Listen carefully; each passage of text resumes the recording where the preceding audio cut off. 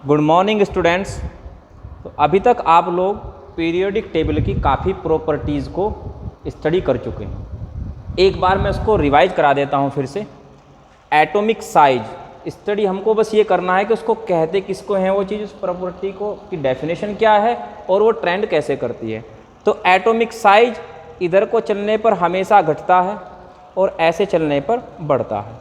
दूसरा था ionization enthalpy, ऐसे चलने पर आयनाइजेशन एंथैल्पी हमेशा घटती जाती है और ऐसे चलने पर बढ़ती जाती है। तो आयनाइजेशन एंथैल्पी जो होगी सबसे ज़्यादा इधर वालों की होगी। ऐसे इलेक्ट्रॉन गेन एंथैल्पी वो पॉजिटिव से इधर जाने पर ज़्यादा नेगेटिव होती जाती है। सबसे ज़्यादा नेगेटिव आयनाइजेशन एंथैल्पी जो होगी वो हैलोजन की होगी। और याद रखना जितनी भी प्रॉपर्टी ट्रेंड करती है वो हैलोजन वाले ग्रुप तक ही ट्रेंड करती है, 7th A ग्रुप तक, क्योंकि इसमें इनर्ट गैस में इसका जो एटॉमिक कॉन्फ़िगरेशन है आउटर शेल में उसके इलेक्ट्रॉन कंप्लीट हो जाते हैं। तीसरी थी इलेक्ट्रोनेगेटिविटी, इधर को चलने पर इलेक्ट्रोनेगेटिविटी इनकी बढ़ती जाती है और ऊपर से नीचे की तरफ चलेंगे तो इलेक्ट्रोनेगेटिविटी कम होती जाएगी। अब नेक्स्ट चीज़ हमको देखनी है discontinuity in elements of second period. जो सेकंड वाला पीरियड है इसमें जो प्रॉपर्टी इनकी है वो इनसे मैच ना करके उनकी प्रॉपर्टी जस्ट अगले वाला जो ग्रुप आता है उससे मैच कर जाती है। जैसे जो लिथियम की प्रॉपर्टी है वो सोडियम से मैच ना करके उसकी काफ़ी प्रॉपर्टी मैग्नीशियम से मैच करेगी। ऐसे जो बेरिलियम है, बेरिलियम की प्रॉपर्टी है सेकंड A ग्रुप था तो इससे अगला ग्रुप कौन सा है, 3rd A, यानी कि एल्युमिनियम से मैच करेगी। ऐसे जो बोरान होता है उसकी प्रॉपर्टी सिलिकॉन से मैच करती है। जैसे सिलिकॉन जो है हाइड्रोजन के साथ SiH4 बना लेता है, ऐसे ही बोरान भी हाइड्राइड बना लेगा BH4। सिलिकॉन फ्लोरीन के साथ मिलता है, सिलिकॉन टेट्राफ्लोराइड बन जाता है, ऐसे ही बोरान टेट्राफ्लोराइड भी बन सकता है। तो मीन्स इनकी जो प्रॉपर्टी है वो जस्ट अगले वाला जो ग्रुप है उसमें जो 3rd पीरियड में एलिमेंट रखा हुआ है उनसे मैच करती है। इसको बोलते हैं डाइगोनल रिलेशनशिप, यानी कि प्रॉपर्टी को नेक्स्ट ग्रुप वाले 3rd एलिमेंट के साथ मैच करना, इसको हम कहेंगे डाइगोनल रिलेशनशिप। और इसका रीजन होता है इसका बहुत छोटा एटॉमिक साइज, इनका एटॉमिक साइज बहुत छोटा होता है।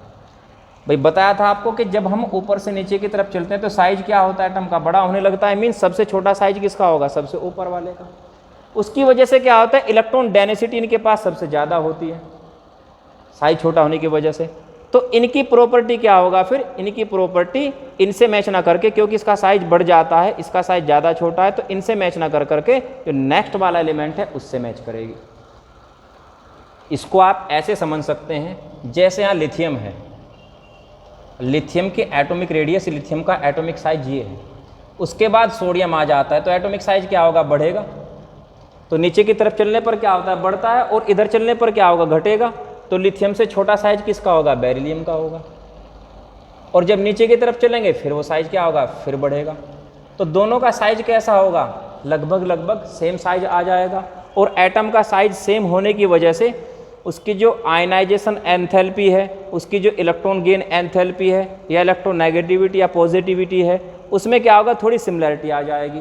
तो इस वजह से इसकी प्रॉपर्टी, इसकी जो केमिकल रिएक्टिविटी है वो इससे मैच कर जाती है। इसी को बोलते हैं डाइगोनल रिलेशनशिप। अगर क्वेश्चन आता है कि ये क्या रीजन है तो उसका रीजन, जो मेन रीजन होगा वो क्या होगा, इनका एटॉमिक साइज बहुत ही ज़्यादा छोटा होता है। लास्ट प्रॉपर्टी आपकी बची है केमिकल रिएक्टिविटी।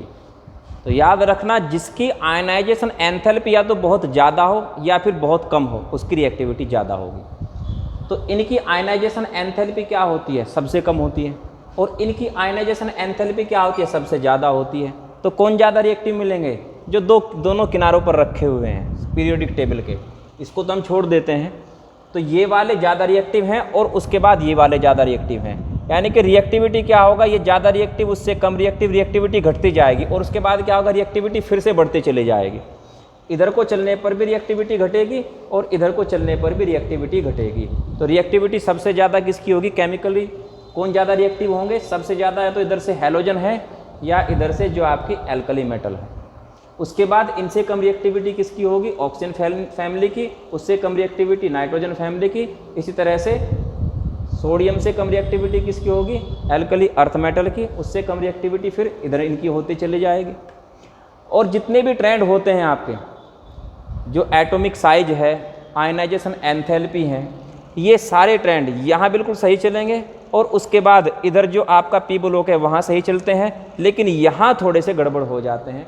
और इसका रीज़न मैंने आपको इससे पहले बता ही दिया था, जिसको हम कहते हैं स्क्रीनिंग इफेक्ट। स्क्रीनिंग इफेक्ट की वजह से इन सब के जो एटॉमिक साइज है वो लगभग सेम से आ जाते हैं। जितना साइज यहाँ से चलने पर ऐसे डिक्रीज़ होना चाहिए था, उतना साइज उतने तरीके से उस रेशो में डिक्रीज़ नहीं होता है। जब एटॉमिक साइज में जो कंटिन्यूटी है डिक्रीज़ होने की वो नहीं रहेगी, तो उसी के एटॉमिक साइज से क्या होता है? फिर आयनाइजेशन एंथैल्पी होता है। आयनाइजेशन एंथैल्पी में भी कंटिन्यूटी नहीं मिलेगी। इलेक्ट्रॉन गेन एंथैल्पी में भी कंटिन्यूटी नहीं मिलेगी। तो जो कंटिन्यूटी मिलती है वो इस वाले दोनों ग्रुप में मिलेगी या फिर आपको पी ब्लॉक में मिलेगी। और डी ब्लॉक में क्यों नहीं मिलती, उसका रीज़न क्या बताया गया है आपको? Screening effect. सेम यही चीज़ स्क्रीनिंग इफेक्ट, इसके जो नीचे भी मैंने पीरियोडिक टेबल में दो दूसरे जो सीरीज है नहीं बनाई है, जिसको हम कहते हैं लैंथेनाइड सीरीज और एक्टिनाइड सीरीज।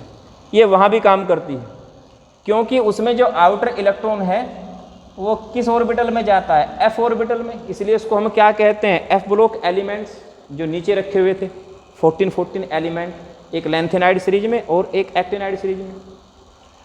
लेकिन दिक्कत क्या होती है कि जो एफ ऑर्बिटल है वो स्क्रीनिंग इफेक्ट उतना नहीं लगा पाता जितना कि डी लगाता है, क्योंकि उसकी दूरी बहुत ही फिर ज़्यादा हो जाती है। भाई यहाँ जो डी होता है ना, डी तो लगभग मान लीजिए यहाँ होगा और इनका साइज इतना बढ़ जाता है कि एफ ऑर्बिटल बहुत दूर चला जाता है। तो उसका स्क्रीनिंग इफेक्ट न्यूक्लियस से काफ़ी दूर हो गया ना, वो उसका स्क्रीनिंग इफेक्ट उतना काम नहीं करता है, बहुत थोड़ा लगता है। तो उसकी वजह से क्या होगा, फिर जो कंटिन्यूटी जैसे यहाँ चल रही थी वैसे कंटिन्यूटी वहाँ भी चलेगी। मीन्स जो इससे पहले लैंथेनाइड सीरीज है और उसके बाद एक्टिनाइड सीरीज है, वहाँ जब लैंथेनाइड सीरीज और एक्टिनाइड सीरीज में हम लेफ़्ट टू राइट चलेंगे तो एटम का जो साइज है वो डिक्रीज होता जाएगा। इसी तरह से एक्टिनाइड सीरीज में भी एटम का साइज डिक्रीज होता जाएगा कंटिन्यूअस रूप से। इधर लैंथेनाइड का साइज लगातार जो छोटा होता जा रहा है और इधर एक्टिनाइड का जो लगातार छोटा होता जा रहा है साइज, उसका रीज़न क्या है कि जो एफ ऑर्बिटल है, एफ ऑर्बिटल का स्क्रीनिंग इफेक्ट उतना ज़्यादा काम नहीं करता जितना कि डी ऑर्बिटल का स्क्रीनिंग इफेक्ट काम करता है। तो इधर लैंथेनाइड सीरीज में एटम के साइज घटने को बोलते हैं लैंथेनाइड कॉन्ट्रैक्शन और इधर इसमें एक्टिनाइड कॉन्ट्रैक्शन। तो इस तरह से आपकी पीरियोडिक टेबल कंप्लीट हो चुकी है, ये चैप्टर फिनिश हो चुका है। अब आपको करना होगा क्या कि जो टॉपिक मैं बताता हूँ केवल उन्हीं टॉपिक के आपको नोट्स बनाने हैं। बुक में और भी टॉपिक दिए हैं लेकिन काफ़ी टॉपिक अब आपके सिलेबस से निकल चुके हैं, तो केवल आप उन्हीं टॉपिक को स्टडी करना है और उन्हीं टॉपिक के नोट्स बनाने हैं जो मैं आपको वीडियो में बताता जाता हूँ, ओरली बता देता हूँ या उनको मैं नोट करता हूँ। अदर टॉपिक अपनी नॉलेज के लिए पढ़ना चाहते हैं पढ़ सकते हैं, लेकिन नोट्स केवल उन्हीं टॉपिक के बनेंगे जो टॉपिक मैंने आपको इसमें वीडियो में बता रहा हूँ या मैं यहाँ लिखवा देता हूँ। टॉपिक को पहले वीडियो में एक बार समझ लो, फिर उसके बाद अपनी बुक से उसको अच्छे से पढ़ लो, उसके बाद उसी टॉपिक को आपको अपनी लैंग्वेज में लिखना है। ऐसे ही आपको कंप्लीट सारे नोट्स बनाने हैं। तो अब इस पीरियड टेबल को आप एक बार और अच्छे से स्टडी कर लेना अपनी बुक से, उसके नोट्स कंप्लीट कर लेना। वो मैं आपको बता दूंगा कब आपकी कॉपी मुझको यहाँ चाहिएगी, मैं चेक करूँगा उस कॉपी को, देखूँगा कि आपने जो नोट्स बनाए किस तरह से बनाए हैं। इसके बाद नेक्स्ट चैप्टर शुरू करते हैं फिर नेक्स्ट वीडियो से।